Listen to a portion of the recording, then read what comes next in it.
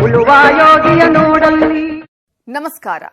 ಇವರು ಕೃಷಿ ಕುಟುಂಬದಿಂದ ಬಂದಿದ್ರು ರಾಜಕೀಯದಲ್ಲಿ ಅತೀವ ಆಸಕ್ತಿ. ಆದರೆ ಅದರಲ್ಲಿ ಅಷ್ಟೇನು ಯಶಸ್ಸನ್ನ ಕಾಣದಿದ್ದಾಗ ಸಂಪೂರ್ಣವಾಗಿ ತಮ್ಮ ಗಮನ ಹರಿಸಿದ್ದು ಕೃಷಿಯತ್ತ.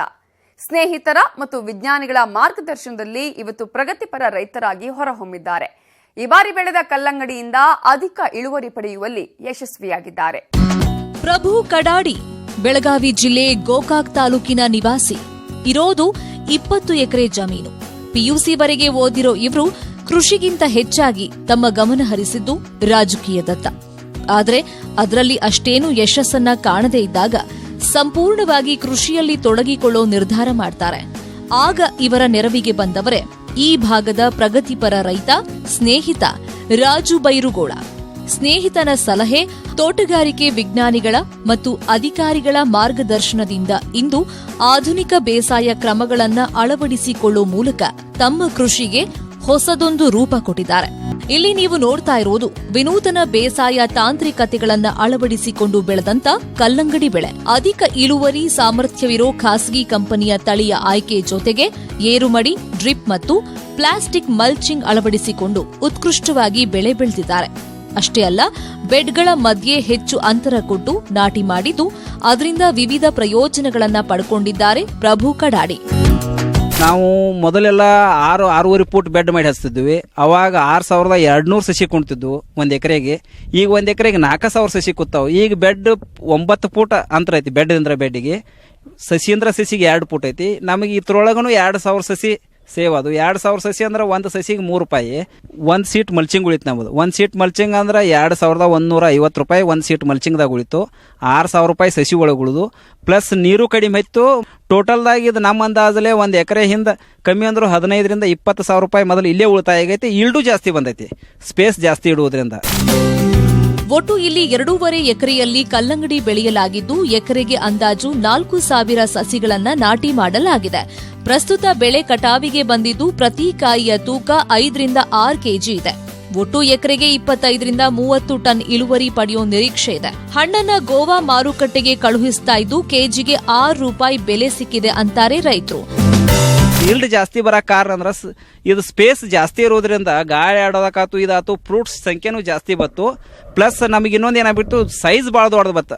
ಮತ್ತು ಮಾರ್ಕೆಟ್ದಾಗ ಇದ್ರೆ ಮಾರುತರಾಗಿ ಹೆಂಗೈತಿ ಫಸ್ಟ್ ಕ್ವಾಲಿಟಿ ಅಂತ ಏನು ಬರ್ತೈತಲ್ಲ 2 ಕೆಜಿ ಮ್ಯಾಗಿನ ಕಾಯಿಗೆ ಏನು ರೇಟ್ ಇರ್ತೈತಿ, ಆ ನಂತರ 1-1.5 ಕೆಜಿಗೆ ರೇಟ್ ಹಾಫ್ ರೇಟ್ ಇರ್ತೈತಿ. ಈಗ ನಾವು 6 ರೂಪಾಯಿಲೆ ಇದನ್ನು ಕೊಟ್ಟೋದು ಅಂದ್ರೆ ಅದನ್ನು 3 ರೂಪಾಯಿಲೆ ತೊಗೋತಿರ್ತಾರೆ ಅವ್ರ.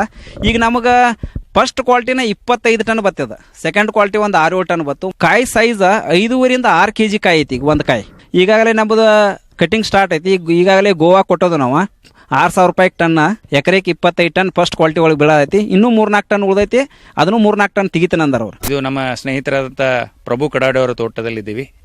ಪ್ರಭು ಕಡಾಡಿ ಅವರು ನಾವು ಕಲ್ಲಂಗಡಿ ಬೆಳೀಲಿಕ್ಕೆ ವಿಚಾರಣೆ ಮಾಡಿ ಯಾವ ಟೈಮ್ನಲ್ಲಿ ಮಾಡಿದ್ರೆ ನಮಗೆ ಒಳ್ಳೆ ರೇಟ್ ಸಿಗ್ಬೋದು, ಒಳ್ಳೆ ಬೆಳೆ ಬೆಳೀಲಿಕ್ಕೆ ಏನೆಲ್ಲ ನಾವು ಬೆಡ್ ಪ್ರಿಪರೇಷನ್ ಮಾಡೋದು ಹಿಡ್ಕೊಂಡು ಏನೆಲ್ಲ ಮಾಡ್ಬೇಕಂತೇಳಿ ಕುಂತು ಪ್ಲ್ಯಾನಿಂಗ್ ಮಾಡಿಕೊಂಡು ರೇಟ್ ಸ್ವಲ್ಪ ಹೆಚ್ಚು ಕಡಿಮೆ ಆಗ್ಬೋದು. ಬೇಸಿಗೆಯಲ್ಲೇ ರೇಟ್ ಸಿಗ್ತೈತಿ, ಮಳೆಗಾಲದಲ್ಲಿ ರೇಟ್ ಸಿಗಂಗಿಲ್ಲ ಅಥವಾ ಚಳಿಗಾಲದಲ್ಲಿ ರೇಟ್ ಸಿಗಲ್ಲ ಅನ್ನುವಂಥದ್ದು ಇಲ್ಲ.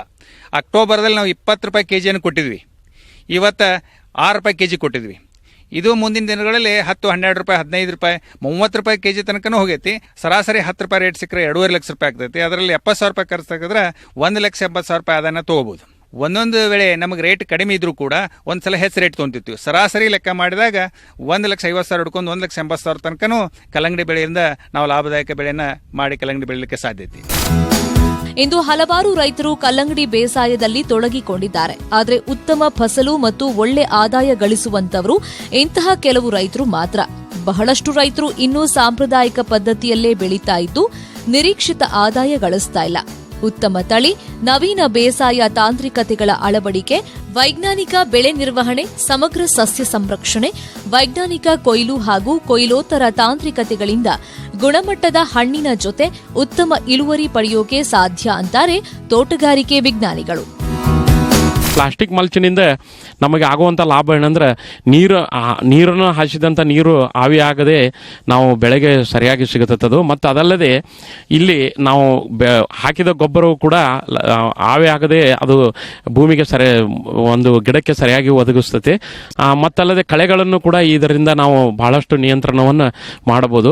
ಇದಲ್ಲದೆ ನಾವು ಹನಿ ನೀರಾವರಿಯನ್ನು ಕೂಡ ಅಳವಡಿಸಿಕೊಂಡ್ರೆ ಒಂದು ಸಮ ಪ್ರಮಾಣದಲ್ಲಿ ಸುಮಾರು 1 ರಿಂದ 2 ತಾಸು ಪ್ರತಿ ದಿನಕ್ಕೆ ನಾವು ನೀರನ್ನು ಬಿಟ್ಟರೆ ಬಹಳಷ್ಟು ಒಂದು ಚೆನ್ನಾಗಿ ಒಂದು ಉತ್ತಮ ಗುಣಮಟ್ಟದ ಹಣ್ಣುಗಳನ್ನು ಪಡೆಯಬಹುದು. ಬಹಳ ಪ್ರಮುಖವಾದ ಅಂಶ ಏನಂದ್ರೆ ಬೀಜವನ್ನು ಬಿತ್ತನೆ ಮಾಡಿದ 20 ದಿನಗಳ ನಂತರ ಆ ಒಂದು ಬಳ್ಳಿಯ ತುದಿಯನ್ನು ಚಿವುಟಬೇಕು. ಆವಾಗ ಮಗ್ಗಲ ಇಲುಕುಗಳು ಸಾಕಷ್ಟು ಬರ್ತಾವೆ. ಅದಲ್ಲದೆ ಬಳ್ಳಿಗೆ ಸಾಮಾನ್ಯವಾಗಿ ಹೆಚ್ಚಿನ ಸಂಖ್ಯೆಯಲ್ಲಿ ಹಣ್ಣುಗಳು ಬರ್ತಾವೆ. ಆದರೆ ನಾವು 2 ರಿಂದ 3 ಅಥವಾ 3 ರಿಂದ 4 ಹಣ್ಣುಗಳನ್ನು ಉಳಿಸಿಕೊಂಡು ಉಳಿದವುಗಳನ್ನು ತೆಗೆದ್ರೆ ಹಣ್ಣಿನ ಗಾತ್ರ ಮತ್ತು ಗುಣಮಟ್ಟ ಒಳ್ಳೆಯದಾಗುತ್ತೆ.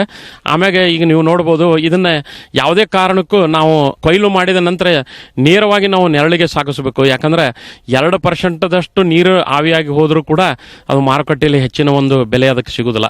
ಅದಕ್ಕೆ ಇಂಥವನ್ನೆಲ್ಲ ನಾವು ತಿಳಿದುಕೊಂಡು ನಾವು ಸರಿಯಾಗಿ ಕಲ್ಲಂಗಡಿಯನ್ನು ಬೆಳೆದಿದ್ದೆ ಆದರೆ ಉತ್ತಮ ಇಳುವರಿ ಮತ್ತು ಆದಾಯವನ್ನು ರೈತರು ಪಡೆದು ತಮ್ಮ ಒಂದು ಆರ್ಥಿಕವಾಗಿ ಸಬಲತೆಯನ್ನು ಕಾಣಬಹುದು ಅಂತೇಳಿ ಇಲ್ಲಿ ಮುಖಾಂತರ ಹೇಳ್ಬೋದು. ಸರ್ವೇ ಸಾಮಾನ್ಯವಾಗಿ ನಾವು ಕಲ್ಲಂಗಡಿ ಬೆಳೆಯನ್ನ ಬೆಡ್ ಮಾಡಿ ಪಾಲಿಥೀನ್ ಶೀಟ್ ಹಾಕಿ ಬೆಳೆಯೋದಂತ ವಾಡಿಕೆ. ಇವರು ಅದೇ ರೀತಿ ಮಾಡಿದ್ದಾರೆ. ಬಟ್ ಅದರಲ್ಲಿ ಸ್ವಲ್ಪ ವೈಜ್ಞಾನಿಕವಾಗಿ ಸ್ವಲ್ಪ ಬದಲಾವಣೆ ಇದೆ. ಸಾಮಾನ್ಯವಾಗಿ ಒಂದು ಬೆಡ್ಡಿಂದ ಒಂದು ಬೆಡ್ಡಿಗೆ 7 ಫೂಟ್ನ ರೈತರು ಬಿಟ್ಟು ಬೆಳೀತಾರೆ. ಸೊ ಈಗ ಪ್ರಭು ಕಡಾಡಿ ಅವರು ವೈಜ್ಞಾನಿಕವಾಗಿ 9 ಫೂಟ್ ಬಿಟ್ಟಿದ್ದಾರೆ ಒಂದು ಬೆಡ್ಡಿಂದ ಒಂದು ಬೆಡ್ಡಿಗೆ. ಸೊ 9 ಫೂಟ್ ಬಿಟ್ಟಿರೋದ್ರಿಂದ ಈ ಬಳ್ಳಿ ಬೆಳಿಲಿಕ್ಕೆ ಸಾಕಷ್ಟು ಜಾಗ ಸಿಕ್ಕಿ ಕಾಯಿಗಳು ಕೂಡ ಸಮೃದ್ಧಿಯಾಗಿ ಬಂದಿದೆ, ತೂಕ ಹೆಚ್ಚಾಗಿದೆ. ಸೊ ಆ ಒಂದು ಈ ಬೆಳೆಯನ್ನು ನೋಡಿದರೆ 25-30 ಟನ್ ಗ್ಯಾರಂಟಿ ಬಂದೇ ಬರುತ್ತೆ. ಈ ಸಸ್ಯ ಸಂರಕ್ಷಣೆ ವಿಭಾಗ ಬಂದಾಗ ಜಾಸ್ತಿ ರಾಸಾಯನಿಕಗಳನ್ನು ಬಳಸಿಲ್ಲ ಇವರು. ಸೊ ಎಲ್ಲಿ ನೋಡಿದ್ರು ಹಳದಿ ಬೋರ್ಡ್ಗಳನ್ನು ಹಾಕಿದ್ದಾರೆ, ನೀಲಿ ಬೋರ್ಡ್ಗಳನ್ನು ಹಾಕಿದ್ದಾರೆ. ಆಮೇಲೆ ಹಣ್ಣು ನೊಣದ ಬಾಧೆಗೆ ಈ ಫ್ರೂಟ್ ಫ್ಲೈ ಟ್ರ್ಯಾಪ್ಸ್ ಅಂತ ಏನು ಕರಿತೀವಿ ನಾವು, ಹೌದಲ್ಲ, ಸೊ ಅವು ಕೂಡ ಹಾಕಿದ್ದಾರೆ. ಆಮೇಲೆ ಇದಕ್ಕಿಂತ ಮುಂಚಿತವಾಗಿ ಇವರು ಬೆಡ್ ಏನು ತಯಾರಿ ಮಾಡ್ತಾರಲ್ಲ, ಅವಾಗ ಸಾಕಷ್ಟು ಸಾವಯವ ಗೊಬ್ಬರಗಳನ್ನು ಭೂಮಿಗೆ ಚೆನ್ನಾಗಿ ಹಾಕಿ ಮಿಶ್ರಣ ಮಾಡಿ ಬೆಡ್ ಮಾಡಿ ಆಮೇಲಿಂದ ಒಂದು ಏನು ತರುಗಳನ್ನು ಹಾಕಿದ್ದಾರೆ. ಹಾಗಾಗಿ ಬೆಳೆ ಬಹಳ ಸಮೃದ್ಧಿಯಾಗಿ ಬಂದಿದೆ. ಒಟ್ಟಾರೆ ಉತ್ತಮ ತಳಿಯ ಆಯ್ಕೆ, ಆಧುನಿಕ ಬೇಸಾಯ ತಾಂತ್ರಿಕತೆಗಳ ಅಳವಡಿಕೆ, ಹೆಚ್ಚು ಸಾವಯವ ಗೊಬ್ಬರಗಳ ಬಳಕೆ, ಕಾಲಕಾಲಕ್ಕೆ ಪೋಷಕಾಂಶಗಳ ಪೂರೈಕೆ ಮತ್ತು ಸಮಗ್ರ ಸಸ್ಯ ಸಂರಕ್ಷಣೆಯ ಮೂಲಕ ಕಡಿಮೆ ಅವಧಿಯಲ್ಲೇ ಉತ್ತಮ ಲಾಭ ಗಳಿಸುವಲ್ಲಿ ಯಶಸ್ವಿಯಾಗಿದ್ದಾರೆ ಪ್ರಭು ಕಡಾಡಿ. ಬೃಹದಾಕಾರವಾಗಿ ಬೆಳೆಯುವ ಮರಗಳನ್ನ ನಿಮ್ಮ ಮನೆಯಂಗಳದಲ್ಲಿ ಚಿಕ್ಕ ಪಾಟ್ಗಳಲ್ಲಿ ಬೆಳೆಸೋಕೆ ಸಾಧ್ಯ ಇದೆ. ಗಿಡಗಳಿಗೆ ವಯಸ್ಸಾಗಿದೆ ಅಂತ ಅನ್ಸಿದ್ರು ಬೆಳವಣಿಗೆ ಮಾತ್ರ ಕುಬ್ಜ. ಇದೇ ಜಗತ್ ಪ್ರಸಿದ್ಧ ಕಲೆ ಬೋನ್ಸಾಯಿ. ಹಾಗಾದ್ರೆ ಇದಕ್ಕೆ ಯಾವ ಜಾತಿಯ ಮರಗಳು ಸೂಕ್ತ? ಎತ್ತರವನ್ನ ಸೀಮಿತಗೊಳಿಸಿ ಕಲ್ಪನೆಗೆ ತಕ್ಕ ಆಕಾರ ಕೊಡೋದು ಹೇಗೆ?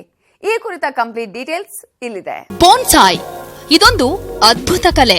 ಸಾವಿರಾರು ವರ್ಷಗಳ ಹಿಂದೆ ಬೋನ್ಸಾಯಿ ಕಲೆ ಉಗಮವಾಗಿದ್ದು ಚೀನಾದಲ್ಲಾದ್ರೂ ಜಪಾನಿಯರು ಅದನ್ನ ಮುಂದುವರಿಸಿಕೊಂಡು ಬಂದ್ರು. ನಂತರ ಪ್ರಪಂಚದಾದ್ಯಂತ ಈ ಕಲೆ ತನ್ನ ನೆಲೆ ಕಂಡುಕೊಂಡು ಪ್ರಚಲಿತಕ್ಕೆ ಬಂತು. ದೊಡ್ಡ ಮರಗಳ ಜಾತಿಗೆ ಸೇರಿದ ಗಿಡಗಳನ್ನ ಚಿಕ್ಕ ಕುಂಡಗಳಲ್ಲಿ ಬೆಳೆದು ಅದಕ್ಕೆ ಕುಬ್ಜ ರೂಪ ಕೊಡೋದೇ ಬೋನ್ಸಾಯಿ ಕಲೆ. ಇವುಗಳನ್ನ ಅಲಂಕಾರಿಕವಾಗಿ ಜೋಡಿಸೋದ್ರಿಂದ ಮನೆ ಮತ್ತು ಕಚೇರಿಗಳ ಅಂದ ಚಂದ ಹೆಚ್ಚಾಗೋದ್ರಲ್ಲಿ ಸಂಶಯವೇ ಇಲ್ಲ. ಅಷ್ಟೇ ಅಲ್ಲ, ಬೋನ್ಸಾಯಿ ಗಿಡಗಳ ಮಾರಾಟವನ್ನೇ ಒಂದು ವೃತ್ತಿಯನ್ನಾಗಿ ಮಾಡಿಕೊಳ್ಳಬಹುದು ಅಂತಾರೆ ತೋಟಗಾರಿಕಾ ತಜ್ಞರು. ಬಹಳ ಆಳ ಕಡಿಮೆ ಇರತಕ್ಕಂಥ ಪಾಟಲ್ಲಿ ಕುಂಡದಲ್ಲಿ ವಿವಿಧ ಜಾತಿಯ ಗಿಡಗಳನ್ನು ಬೆಳೆಸ್ತಕ್ಕಂಥದಕ್ಕೆ ನಾವು ಬೋನ್ಸಾಯಿ ಅಂತ ಕರಿತೀವಿ. ಸಾಮಾನ್ಯವಾಗಿ ಏನಾಗ್ತದೆ, ಈ ಬೋನ್ಸಾಯಿನಲ್ಲಿ ಸುಮಾರು 100 ವರ್ಷ 200 ವರ್ಷದ ಆಲದ ಮರ ಇರ್ಬೋದು, ಹರಳಿ ಮರ ಇರ್ಬೋದು, ಅಥವಾ ಇನ್ಯಾವುದೋ ಮರ ಇರ್ಬೋದು. ಅದು ನಾವು ದೊಡ್ಡ ಮರವಾಗಿ 100 ಅಡಿ ಎತ್ತರದಲ್ಲಿ ನೋಡ್ತೇವೆ. ಆದರೆ ಈ ಶಾಲೋ ಕಂಟೈನರ್ನಲ್ಲಿ ಅದರ ಸ್ಟೇಚರ್ ಹಾಗೇ ಇರುತ್ತೆ ನೋಡಲಿಕ್ಕೆ, ಬಟ್ ಅದಕ್ಕೆ ಅಷ್ಟು ಏಜ್ ಆಗಿರುತ್ತೆ, ಬಟ್ ಶಾಲೋ ಕಂಟೈನರ್ನಲ್ಲಿ ಇರುತ್ತೆ. ಬೋನ್ಸಾಯಿ ಗಿಡಗಳನ್ನು ಹೇಗೆ ತಯಾರು ಮಾಡಬೇಕು ಅಂತಕ್ಕಂಥ ಪ್ರಶ್ನೆ ಬರುತ್ತೆ. ಈಗ 2-3 ವಿಧಗಳಲ್ಲಿ ನಾವು ಬೋನ್ಸಾಯಿ ಪ್ಲಾಂಟ್ಸನ್ನು ಪಡ್ಕೊಳ್ಬೋದು. ಪ್ರಮುಖವಾಗಿ ಏನಂತಂದರೆ, ಈಗ ನೈಸರ್ಗಿಕವಾಗಿ ಯಾವುದೋ ಒಂದು ಕಲ್ಲು ಬೆಟ್ಟಗಳಿರುತ್ತೆ. ಆ ಬೆಟ್ಟಗಳಲ್ಲಿ ಸಣ್ಣ ಒಂದು ಪೊಟ್ರೆ ಇರುತ್ತೆ. ಅಲ್ಲಿ ಏನೋ ಸ್ಮಾಲ್ ಕ್ವಾಂಟಿಟಿ ಆಫ್ ಸಾಯಿಲ್ ಇರ್ತದೆ. ಅಂಥ ಕಡೆ ಯಾವುದೋ ಒಂದು ಪಕ್ಷಿಗಳಿಂದನೋ ಅಥವಾ ನೈಸರ್ಗಿಕವಾಗೇನೋ ಗಾಳಿನಲ್ಲಿ ಬಂದಂಥ ಬೀಜ ಹುಟ್ಟಿ ಅದು ಬೆಳೆಯುತ್ತೆ. ನಂತರ ಅದೇನಾಗುತ್ತೆ, ಮತ್ತೆ ಬೇರು ಹರಡಲಿಕ್ಕೆ ಸ್ಥಳ ಇರಲ್ಲ. ಸೊ ಬೇರು ಅಲ್ಲೇ ಕಾಯಿಲಾಗಿರ್ತದೆ. ಮರ ಕೂಡ ಒಂದು ಸಣ್ಣ ಸ್ಟೇಚರ್ ಮರಗಳಾಗಿ ಇದ್ಬಿಡುತ್ತೆ. ಸೊ ಇಂಥ ಒಂದು ಮರಗಳನ್ನು ನ್ಯಾಚುರಲ್ ಆಗಿ ನಾವು ಒಂದು ಎಕ್ಸ್ಪ್ಲೋರೇಷನ್ ಮಾಡಿ ಇಂಥ ಗಿಡಗಳಿದೆ ಅಂತಂದಾಗ ಸಾಯಿಲ್ ಸಮೇತ ಅದನ್ನು ಸ್ಕೂಪ್ ಔಟ್ ಮಾಡ್ಕೊಂಡು ಬಂದು ಶಾಲೋ ಕಂಟೈನರ್ನಲ್ಲಿ ಹಾಕ್ಬೋದು. ಇದು ಒಂದು ವಿಧಾನ, ಅಂದರೆ ನ್ಯಾಚುರಲ್ ಬೋನ್ಸಾಯಿಸನ್ನು ಪಡ್ಕೊಳ್ತಕ್ಕಂಥದ್ದು. ಎರಡನೇ ವಿಧಾನ ಏನಂದರೆ ನಮಗೆ ಬೇಕಾದಂಥ ಒಂದು ಸಸ್ಯ ಪ್ರಭೇದದ ಬೀಜಗಳನ್ನು ಕುಂಡಿಗಳೆಲ್ಲ ಹಾಕಿ ಬೆಳೆಸಬೇಕು. ಅದು ಸುಮಾರು 1 ಅಡಿ 2 ಅಡಿ ಬೆಳೆದ ನಂತರ ಅದನ್ನು ಶಾಲೋ ಕಂಟೈನರ್ಗೆ ಟ್ರಾನ್ಸ್ಪ್ಲಾಂಟ್ ಮಾಡಬೇಕು. ಮತ್ತು ಏನಂದರೆ ನಮಗೆ ಆ್ಯಕ್ಚುಲಿ ಬೋನ್ಸಾಯಿ ಅಂತಂದರೆ ಒಂದು ನೈಸರ್ಗಿಕವಾದಂಥ ವಿನ್ಯಾಸ ಬೇಕು. ಸಾಮಾನ್ಯವಾಗಿ ನಾವು ಬೀಜದಿಂದ ಬೆಳೆಸಿದಂಥ ಗಿಡ ಅದು ನೇರವಾಗಿ ಹೋಗುತ್ತೆ, ಅಷ್ಟು ನ್ಯಾಚುರಲ್ ಆಗಿ ಕಾಣಲ್ಲ. ಆದ್ದರಿಂದ ನಾವೇನು ಮಾಡ್ತೇವೆ, ಅದಕ್ಕೆ ಒಂದು ಬೆಂಡಿಂಗ್ ಮತ್ತು ವೈರಿಂಗನ್ನು ನಮಗೆ ಯಾವ ಆಕಾರದಲ್ಲಿ ಮರ ಕಾಣಬೇಕೋ ಆ ಆಕಾರದಲ್ಲಿ ಸ್ಟ್ರಾಂಗ್ ಆಗಿರ್ತಕ್ಕಂಥ ವೈರಿಂಗನ್ನು ಮಾಡಿಬಿಟ್ಟು ಸುಮಾರು ಒಂದು ಸೀಡ್ಲಿಂಗು 2 ಅಡಿ ಎತ್ತರದ್ದು ನೇರವಾಗಿರುತ್ತೆ 90 ಡಿಗ್ರಿ ಆ್ಯಂಗಲಲ್ಲಿ ಅಂತಂದರೆ ಅದನ್ನು ಬೆಂಡಿಂಗ್ ಮಾಡಿ ಯು ಆಕಾರದಲ್ಲಿ ಅಥವಾ ಒಂಥರ ಜಸ್ಟ್ ವೇವಿ ಆಕಾರದಲ್ಲಿ ನಮಗೆ ಇಷ್ಟವಾದಂಥ ಆಕಾರದಲ್ಲಿ ಬೆಂಡಿಂಗನ್ನು ಮಾಡಿಬಿಟ್ಟು ವೈರಿಂಗನ್ನು ಟೈಟ್ ಮಾಡಿ ಇಟ್ಕೋಬೇಕು. ಸುಮಾರು 2 ರಿಂದ 3 ತಿಂಗಳ ಕಾಲ ಹಾಗೆ ಬಿಟ್ಟರೆ ಅದನ್ನು ವೈರಿಂಗ್ ತೆಗೆದರೂ ಕೂಡ ಮರ ಆ ಒಂದು ವಿನ್ಯಾಸವನ್ನು ನಾವು ಬೆಂಡಿಂಗ್ ಮಾಡಿರ್ತೀವಿ ಆ ವಿನ್ಯಾಸವನ್ನೇ ಹೊಂದುತ್ತೆ. ಬೋನ್ಸಾಯ್ನಲ್ಲಿ ಪ್ರಮುಖವಾಗಿ ಗಮನಿಸಬೇಕಾದ ಅಂಶಗಳು ಅಂದ್ರೆ ಮೊದಲನೇದಾಗಿ 2 ರಿಂದ 4 ಇಂಚು ಎತ್ತರದ ಅಗಲವಾದ ಕಂಟೈನರ್ಗಳು ಮುಖ್ಯವಾಗಿ ಬೇಕು. ಪಾಟ್ಗಳಿಗೆ ಉತ್ತಮವಾದ ಮಣ್ಣು, ಗೊಬ್ಬರ ಮತ್ತು ಎರೆಹುಳು ಗೊಬ್ಬರದ ಮಿಶ್ರಣವನ್ನ ಹಾಕಿ ಸಸಿಗಳನ್ನ ನಾಟಿ ಮಾಡಬೇಕು. ಬೆಂಡಿಂಗ್ ಹಾಗೂ ವೈರಿಂಗ್ ಮುಖಾಂತರ ಗಿಡಕ್ಕೆ ನಮಗೆ ಬೇಕಾದ ಆಕಾರ ಕೊಡೋದು ಅಷ್ಟೇ ಮುಖ್ಯ. ಪ್ರತಿ 6 ತಿಂಗಳಿಗೊಮ್ಮೆ ಗಿಡದ ಬೆಳವಣಿಗೆಯನ್ನ ಆಧರಿಸಿ ಪ್ರೂನಿಂಗ್ ಮಾಡಬೇಕು ಮತ್ತು ಬೇಡವಾದ ರೆಂಬೆಗಳನ್ನ ಕತ್ತರಿಸಿ ತೆಗಿಬೇಕು. ಇನ್ನು ಬೋನ್ಸಾಯ್ಗೆ ಆಯ್ಕೆ ಮಾಡುವಂತಹ ಗಿಡಗಳು ನಿಧಾನ ಬೆಳವಣಿಗೆ ಮತ್ತು ಎಲೆಗಳು ದಟ್ಟವಾಗಿ ಬೆಳೆಯುವಂತಿರಬೇಕು. ಎತ್ತರವಿಲ್ಲದ ಕುಂಡಗಳಲ್ಲಿ ಬೆಳೆಯುವಂತಹ ಶಕ್ತಿಯನ್ನ ಹೊಂದಿರಬೇಕು. ಅಂಥವುಗಳಲ್ಲಿ ಫೈಕಸ್ ಜಾತಿಯ ಅರಳಿ ಮರ ಮತ್ತು ಆಲದ ಮರದಂತೆ ನೈಸರ್ಗಿಕವಾಗಿ ಉತ್ತಮ ನೋಟ ಬೀರುವ ಮರಗಳು ಇದಕ್ಕೆ ಅತ್ಯಂತ ಸೂಕ್ತ. ಹಣ್ಣಿನ ಗಿಡಗಳಾದ ಕಿತ್ತಲೆ, ನಿಂಬೆ ಮತ್ತು ಅನೇಕ ಜಾತಿಯ ಹೂವಿನ ಗಿಡಗಳನ್ನ ಕೂಡ ಬೆಳೆಯಬಹುದಾಗಿದೆ. ಬೋನ್ಸಾಯ್ ಪದ್ಧತಿಯಲ್ಲಿ ಇದಕ್ಕೆ ಅದ್ಭುತವಾದ ಆಕಾರ ನೀಡಬಹುದು. ಇವನ್ನೆಲ್ಲ ಮಾಡಬೇಕು ಅಂತ ಸಂದರ್ಭದಲ್ಲಿ ಬಹುತೇಕ ಸನ್ ಲವಿಂಗ್ ಪ್ಲಾಂಟ್ಸು. ಹಾಗಾಗಿ ಒಂದು ಮೂಲ ರಿಕ್ವೈರ್ಮೆಂಟ್ ಏನಂತಂದರೆ ಒಳ್ಳೆ ಚೆನ್ನಾಗಿ ಗಾಳಿ ಬೆಳಕು ಬರ್ತಕ್ಕಂಥ ಪ್ರದೇಶ ಬೇಕು. ಅದು ಮನೆ ಆಗಿರಲಿ, ಗಾರ್ಡನ್ ಆಗಿರಲಿ, ಎಲ್ಲೋ ಒಂದು ಕಡೆ ಅದು ಬೇಕಾಗುತ್ತೆ. ಆಮೇಲೆ ಎರಡನೇ ರಿಕ್ವೈರ್ಮೆಂಟು, ಈ ಬೋನ್ಸಾಯ್ ಪ್ಲಾಂಟ್ಸ್ಗೆ ನೀವು ಟ್ರೈನಿಂಗು ಮತ್ತು ಪ್ರೂನಿಂಗನ್ನು ಮಾಡ್ತಕ್ಕಂಥ ಸಂದರ್ಭದಲ್ಲಿ ಕೆಲವು ಸಾರಿ ಏನಾಗುತ್ತೆ, ಪ್ರೂನಿಂಗ್ ಮಾಡಿದಾಗ ಯಾವುದೇ ಡಿಸೀಸು ಹಬ್ಬದ ರೀತಿಯಲ್ಲಿ ಶಿಲೀಂಧ್ರನಾಶಕ ಹಚ್ಚಬೇಕು. ಪೆಸ್ಟಿಸೈಡ್ಸು ನಮಗೆ ನೋಡ್ಕೊಂಡ್ಬಿಟ್ಟು ಅದನ್ನು ಕಾಲಕ್ಕೆ ಅಬ್ಸರ್ವ್ ಮಾಡ್ತಾ ಇರಬೇಕು. ಏನಾದ್ರು ಬಂತು ಅಂದರೆ ಅದನ್ನು ಸ್ಪ್ರೇ ಮಾಡ್ಕೊಳ್ತಕ್ಕಂಥದ್ದು ಸೂಕ್ತ. ಮತ್ತು ಮೂರನೇದೇನೆಂದರೆ, ಈಗ ತಮಗೆಲ್ಲ ತಿಳಿದಿರೋ ಹಾಗೆ ಈಗ ಪ್ರತಿ ವರ್ಷ ಆಮೇಲೆ 1 ವರ್ಷಕ್ಕೊಂದು ಸಾರಿ ಬೋನ್ಸಾಯ್ ಪ್ಲಾಂಟ್ಸ್ಗಳನ್ನು ನಾವು ರೀಪಾಟಿಂಗ್ ಅಂತ ಮಾಡಬೇಕು, ಡಿಪಾಟಿಂಗ್ ಮಾಡಬೇಕು. ಈಗ ಏನು ಕಾಂಡದಲ್ಲಿ ಬೇರುಗಳೆಲ್ಲ ಕಡಿಮೆ ಪ್ಲೇಸ್ ಇರೋದ್ರಿಂದ ಕಾಯಿಲಾಗಿರ್ತದೆ, ಅದನ್ನು ತೆಗೆದುಬಿಟ್ಟು ಎಕ್ಸಸ್ ರೂಟ್ಸ್ ಏನಿರುತ್ತೆ ಅದನ್ನೆಲ್ಲವನ್ನು ಪ್ರೂನ್ ಮಾಡಬೇಕು. ಅದೇ ರೀತಿ ಮೇಲ್ಭಾಗದಲ್ಲಿ ಎಕ್ಸಸ್ ಶೂಟ್ಸನ್ನು ಕೂಡ ಪ್ರೂನ್ ಮಾಡಬೇಕು. ಮತ್ತು ಈ ಪಾಟು ಒಳಗಡೆ ಏನಿದೆ ಹಳೆ ಮಣ್ಣು ಮತ್ತು ಮಿಕ್ಸರ್ನ ತೆಗೆದುಬಿಟ್ಟು ಹೊಸದಾಗಿ ಮಣ್ಣು, ಗೊಬ್ಬರ, ಬೋನ್ ಮೀಲು, ವರ್ಮಿ ಕಾಂಪೋಸ್ಟು ಮತ್ತು ಕೆಲವು ಮೈಕ್ರೋನ್ಯೂಟ್ರಿಯೆಂಟ್ ಮಿಕ್ಸು ಅದನ್ನೆಲ್ಲವನ್ನು ಆ್ಯಡ್ ಮಾಡಿ ಮತ್ತೆ ಅದನ್ನು ನೀವು ರೀಪ್ಲಾಂಟಿಂಗ್ ಮಾಡಬೇಕಾಗ್ತದೆ. ಸೊ ಇದು ಮತ್ತು ಇನ್ನೊಂದೇನೆಂದರೆ, ವಿಶೇಷವಾಗಿ ಕಾಲಕ್ಕೆ ಅಂದರೆ ಒಂದು 2 ತಿಂಗಳು 3 ತಿಂಗಳಿಗೆ ಒಂದು ಸಾರಿ ಸ್ವಲ್ಪ ಇದು ನಮಗೇನೆಂದರೆ, ಈಗ ಇದು ಈ ಗೊಬ್ಬರ ಮಿಶ್ರಣ ಏನಿರುತ್ತೆ, ವಿಶೇಷವಾಗಿ ವರ್ಮಿ ಕಾಂಪೋಸ್ಟ್ ಇರ್ಬೋದು, ಬೋನ್ ಮಿಲ್ ಇರ್ಬೋದು, ಅಥವಾ ಇನ್ಯಾವುದಾದ್ರೂ ಗೊಬ್ಬರ ಮಿಶ್ರಣ ಏನಿರುತ್ತೆ ಅದನ್ನು ಕಾಲಕ್ಕೆ ಕೊಡ್ತಾ ಇದ್ದರೆ ಗಿಡಗಳು ಭಾಳ ಚೆನ್ನಾಗಿ ದಷ್ಟಪುಷ್ಟವಾಗಿ ಚೆನ್ನಾಗಿ ಬರ್ತದೆ.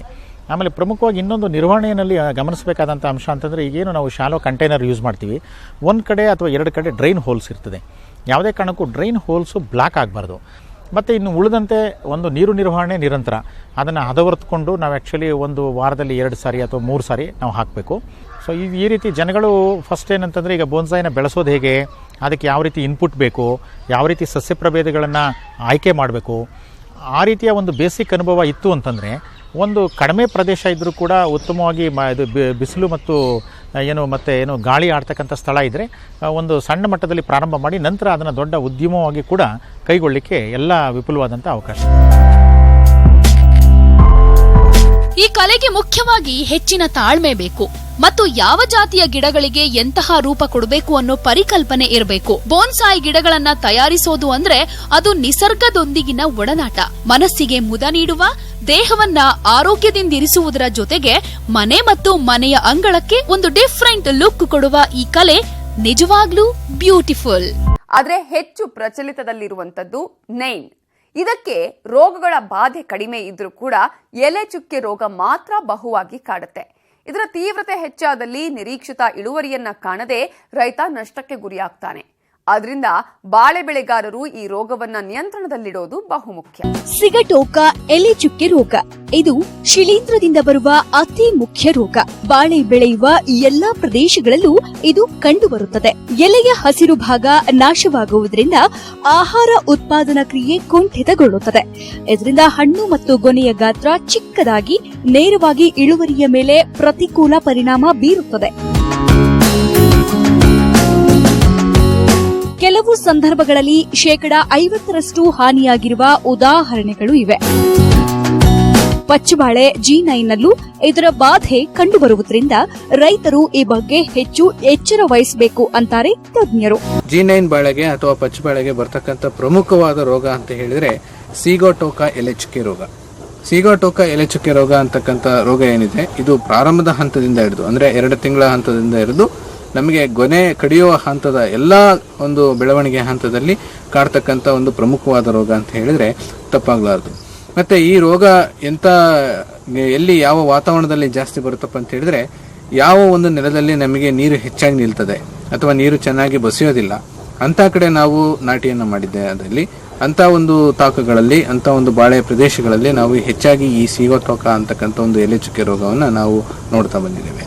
ಜೊತೆಗೆ ಈ ಒಂದು ಅಂತರವನ್ನ ಎಲ್ಲಿ ನಾವು ನಿರ್ದಿಷ್ಟವಾದ ಅಂತರವನ್ನು ಕಾಯ್ಕೊಂಡಿಲ್ಲ, ಎಲ್ಲಿ ನಾವು ತೀರಾ ಹತ್ತಿರವಾಗಿ ನಾವು ಅಂತರವನ್ನ ಮಾಡಿ ನಾವು ಬೇಸಾಯ ಮಾಡಿದ್ದೀವಿ ಅಂತ ಒಂದು ಪ್ರದೇಶಗಳಲ್ಲೂ ಸಹ ನಾವು ಈ ಸಿಗೋಟೋಕ ಎಲೆಚುಕ್ಕೆ ರೋಗವನ್ನ ನಾವು ಕಂಡು ಬಂದಿದೆ. ಈ ರೋಗದ ಪ್ರಮುಖ ಲಕ್ಷಣಗಳಂದ್ರೆ, ಮೊದಲನೆಯದಾಗಿ ಗಿಡದ ಕೆಳಭಾಗದ ಎಲೆಗಳಲ್ಲಿ ಹಳದಿ ಬಣ್ಣದ ಚುಕ್ಕೆಗಳು ಕಂಡುಬರುತ್ತವೆ.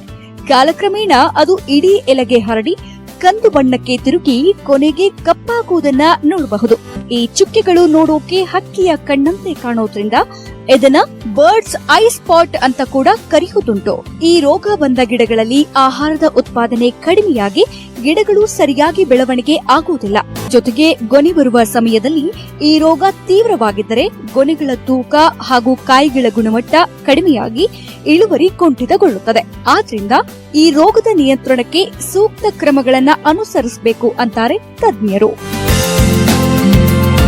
ಇನ್ನ ಈ ರೋಗದ ಒಂದು ನಿಯಂತ್ರಣಕ್ಕೆ ಈ ಒಂದು ರೋಗವನ್ನು ಯಾವ ರೀತಿ ನಾವು ಹತೋಟಿಯನ್ನು ಮಾಡಬಹುದು ಅಂತ ಹೇಳಿದ್ರೆ, ಮೊಟ್ಟ ಮೊದಲನೆಯದಾಗಿ ಹತೋಟಿ ಕ್ರಮ ಅಂತ ಹೇಳಿದ್ರೆ ಚೆನ್ನಾಗಿ ಬಸ್ತೋಗ್ತಕ್ಕಂಥ ನೀರು ನಿಲ್ಲದೆ ಇರತಕ್ಕಂಥ ಗೋಡು ಮಣ್ಣಿನಲ್ಲಿ ಅಥವಾ ಗೋಡು ಮಿಶ್ರಿತ ಕೆಂಪು ಮಣ್ಣಿನಲ್ಲಿ ನಾವು ಈ ಒಂದು ಬಾಳೆಯನ್ನ ನಾವು ಬೇಸಾಯ ಮಾಡೋದ್ರಿಂದ ಸ್ವಲ್ಪ ಮಟ್ಟಿಗೆ ನಾವು ಈ ಒಂದು ಸಿಗೋಟೋಕ ಎಲೆಚುಕ್ಕೆ ರೋಗದ ಮೇಲೆ ಹತೋಟಿಯನ್ನ ಇಡಬಹುದು. ಇನ್ನು ಎರಡನೇ ಒಂದು ವಿಧಾನ ಅಂತ ಹೇಳಿದ್ರೆ ಏನಪ್ಪಾ ಅಂತ ಹೇಳಿದ್ರೆ, ನಾವು ನಿರ್ದಿಷ್ಟವಾದ ಅಂತರದಲ್ಲಿ ನಾವು ಬೇಸಾಯ ಮಾಡ್ತಕ್ಕಂಥದ್ದನ್ನ ನಾವು ಕಲಿಬೇಕು. ಉದಾಹರಣೆಗೆ ನಾವು G9 ಬಾಳೆಯನ್ನ ಬರೇ ಬಾಳೆ ಬೆಳೆಯನ್ನೇ ಒಂದು ಪ್ರದೇಶದಲ್ಲಿ ಬೆಳೆಯೋದಾದ್ರೆ 6 ಅಡಿ ಸಾಲಿಂದ ಸಾಲಿಗೆ 6 ಅಡಿ, ಗಿಡದಿಂದ ಗಿಡಕ್ಕೆ 6 ಅಡಿ ನಾವು ದಾಯವನ್ನು ಮಾಡ್ತಕ್ಕಂಥದ್ದು. ಅಥವಾ ಅಡಿಕೆಯಲ್ಲಿ ನಾವು ಅಂತರ ಬೆಳೆಯನ್ನು ಮಾಡೋದಾದ್ರೆ ನಾವು 9-9 ಅಥವಾ 9-8 ದಾಯ ಮಾಡಿಕೊಂಡು ನಾವು ಈ ಒಂದು ಬೆಳೆಯನ್ನ ಬೆಳೀತಕ್ಕಂಥದ್ದು. ಇನ್ನು ಹೆಚ್ಚೆಚ್ಚು ಹತ್ತಿರ ನಾವು ಈ ಒಂದು ನಾಟಿಯನ್ನು ಮಾಡಿದಾಗ ಏನಾಗುತ್ತೆ ಅಂತ ಹೇಳಿದ್ರೆ ಈ ಒಂದು ಬಾಧೆ ಹೆಚ್ಚಾಗ್ತದೆ. ಆ ಒಂದು ದೃಷ್ಟಿನಿಂದ ಸ್ವಲ್ಪ ನಿರ್ದಿಷ್ಟವಾದ ಒಂದು ಸಮಯದ ಏನು ದಾಯ ಅಂತ ಏನ್ ಕರಿತೀವಿ ಆ ಅಂತರದಲ್ಲಿ ನಾವು ನಾಟಿ ಮಾಡ್ತಕ್ಕಂಥದ್ದನ್ನ ಅಭ್ಯಾಸ ಮಾಡ್ಕೋಬೇಕು. ಇನ್ನು ಮೂರನೇ ವಿಧಾನ ಏನಪ್ಪಾ ಅಂತ ಹೇಳಿದ್ರೆ, ನಾವು ಎಲ್ಲಿ ರೋಗದ ತೀವ್ರತೆ ಹೆಚ್ಚಾಗಿರ್ತದೆ ಅಂತ ಕಡೆ ಬಹಳ ರೋಗ ಹೆಚ್ಚಾಗಿರ್ತಕ್ಕಂಥ ಎಲೆಗಳನ್ನ ಕೊಯ್ದು ನಾಶ ಮಾಡಬೇಕು. ಯಾವುದೇ ಕಾರಣಕ್ಕೂ ಆ ಎಲೆಗಳನ್ನ ನಾವು ಕೊಯ್ದು ಬಿಟ್ಟು ನಮ್ಮ ಹೊಲದಲ್ಲೇ ಹಾಕಬಾರ್ದು. ಹೊಲದಲ್ಲೇ ಹಾಕಿದಾಗ ಏನಾಗುತ್ತೆ ಅಂತ ಹೇಳಿದ್ರೆ ಆ ಒಂದು ರೋಗ ಮತ್ತೆ ಉಲ್ಬಣಗೊಳ್ಳಿಕ್ಕೆ ನಾವು ಸಹಾಯ ಮಾಡ್ದಂಗೆ ಆಗ್ತದೆ. ಹಾಗಾಗಿ ರೋಗ ಬಾಧಿತ ಒಂದು ಎಲೆಗಳನ್ನ ನಾವು ಕಿತ್ತು ಬಿಟ್ಟು ಅವನ್ನ ಹೊರಗಡೆ ಹಾಕ್ತಕ್ಕಂಥದ್ದು ಅಥವಾ ನಾಶ ಮಾಡ್ತಕ್ಕಂಥ ಒಂದು ವಿಧಾನವನ್ನ ಸಹ ನಾವು ಅನುಸರಿಸಬೇಕಾಗ್ತದೆ. ಇನ್ನ ಕೆಮಿಕಲ್ ಮೆಥಡಿಗೆ ಬಂದ್ರೆ ಅಂದ್ರೆ ರಾಸಾಯನಿಕಗಳ ಒಂದು ಸಿಂಪಡಣೆಗೆ ಬಂದ್ರೆ ನಾವು ಶಿಲೀಂಧ್ರನಾಶಕಗಳಿದಾವೆ. ಆ ಶಿಲೀಂಧ್ರನಾಶಕಗಳನ್ನ ನಾವು ಶಿಫಾರಸು ಮಾಡ್ತೇವೆ. ಮೊದಲನೇದಾಗಿ ನಾವು ಹೆಕ್ಸಾಕೊನಜೋಲ್ ಅಂತ ಹೇಳಿ, ಆ ಹೆಕ್ಸಾಕೊನಜೋಲ್ ಒಂದು ಶಿಲೀಂಧ್ರನಾಶಕ ಏನಿದೆ ಆ ಶಿಲೀಂಧ್ರನಾಶಕವನ್ನು ನಾವು 2 ml 1 ಲೀಟರ್ ನೀರಿಗೆ ನಾವು ಮಿಶ್ರಣ ಮಾಡಿ ನಾವು ಸಿಂಪರಣೆಯನ್ನು ಮಾಡಬಹುದು. ಅಥವಾ ಕಾರ್ಬನ್ ಡೈಆಕ್ಸೈಡ್ 2 ಗ್ರಾಂ 1 ಲೀಟರ್ ನೀರಿಗೆ ನಾವು ಮಿಶ್ರಣ ಮಾಡಿ ಅದನ್ನ ಸಿಂಪರಣೆಯನ್ನ ಮಾಡಬಹುದು. ಅಥವಾ ಪ್ರೋಪಿಕನಜೋಲ್ ಅಂತಕ್ಕಂಥ ಒಂದು ಏನು ಶಿಲೀಂಧ್ರನಾಶಕ ಇದೆ ಆ ಶಿಲೀಂಧ್ರನಾಶಕವನ್ನ ನಾವು 1 ml 1 ಲೀಟರ್ ನೀರಿಗೆ ಮಿಶ್ರಣ ಮಾಡಿ ನಾವು ಅದನ್ನ ಸಿಂಪರಣೆಯನ್ನು ಮಾಡಬಹುದು. ಅಥವಾ ಥಯೋಫಿನೈಟ್ ಮಿಥೈಲ್ ಅಂತಕ್ಕಂಥ ಒಂದು ಶಿಲೀಂಧ್ರನಾಶಕ ಏನಿದೆ ಅದನ್ನ 2 ಗ್ರಾಂ 1 ಲೀಟರ್ ನೀರಿಗೆ ಮಿಶ್ರಣ ಮಾಡಿ ನಾವು ಸಿಂಪರಣೆಯನ್ನು ಮಾಡಬಹುದು. ಅಥವಾ ಪೈರೋಕ್ಲೋಸ್ಟ್ರಿಬಿನ್ ಅಂತ ಹೇಳಿ ಹೊಸದಾದ ಒಂದು ಶಿಲೀಂಧ್ರನಾಶಕ ಇದೆ. ಆ ಪೈರೋಕ್ಲೋಸ್ಟ್ರಿಬಿನ್ ಅನ್ನ ಆದ್ರೆ ನಾವು 1 ಗ್ರಾಮ್ 1 ಲೀಟರ್ ನೀರಿಗೆ ನಾವು ಮಿಶ್ರಣವನ್ನು ಮಾಡಿ ನಾವು ಅದನ್ನು ಸಿಂಪಡಣೆಯನ್ನು ಮಾಡಬಹುದು. ಹೀಗೆ ಮೇಲೆ ಹೇಳಿರ್ತಕ್ಕಂಥ ಎಲ್ಲ ಕ್ರಮಗಳನ್ನ ನಾವು ಸಮಗ್ರವಾಗಿ ಹತೋಟಿ ಮಾಡಿದ್ರೆ ನಾವು ಈ ಎಲೆಚುಕ್ಕೆ ರೋಗದ ಮೇಲೆ ನಾವು ಹತೋಟಿಯನ್ನು ಇಡಬಹುದು. ಒಟ್ಟಾರೆ ಬಾಳೆ ಬೆಳೆಯುವಂತವರು, ಅದರಲ್ಲೂ ಪಚ್ಚಬಾಳೆ ಕೃಷಿ ಮಾಡ್ತಿರುವಂತಹ ರೈತರು ಸಕಾಲದಲ್ಲಿ ಈ ರೋಗವನ್ನು ಗುರುತಿಸಿ ಹತೋಟಿ ಮಾಡಿದಲ್ಲಿ ಗುಣಮಟ್ಟದ ಜೊತೆ ಉತ್ತಮ ಹೆಚ್ಚಿನ ಇಳುವರಿ ಪಡೆಯಬಹುದು. ರೈತ ಬಾಂಧವರೇ, ಇವತ್ತಿನ ಅನ್ನದಾತ ಕಾರ್ಯಕ್ರಮವನ್ನ ಇಲ್ಲಿಗೆ ಮುಕ್ತಾಯಗೊಳಿಸ್ತಾ ಇದ್ದೇವೆ. ಮತ್ತಷ್ಟು ಮಾಹಿತಿಗಳೊಂದಿಗೆ ನಾಳೆಯ ಅನ್ನದಾತ ಕಾರ್ಯಕ್ರಮದಲ್ಲಿ ಮತ್ತೆ ಭೇಟಿಯಾಗೋಣ. ಅಲ್ಲಿವರೆಗೂ ನೋಡ್ತಾ ಇರಿ ನ್ಯೂಸ್ 18 ಕನ್ನಡ. ಜಾಲ ನಮ್ಮದು, ಬಲ ನಿಮ್ಮದು. ಉಳುವ ಯೋಗಿಯ ನೋಡಲ್ಲಿ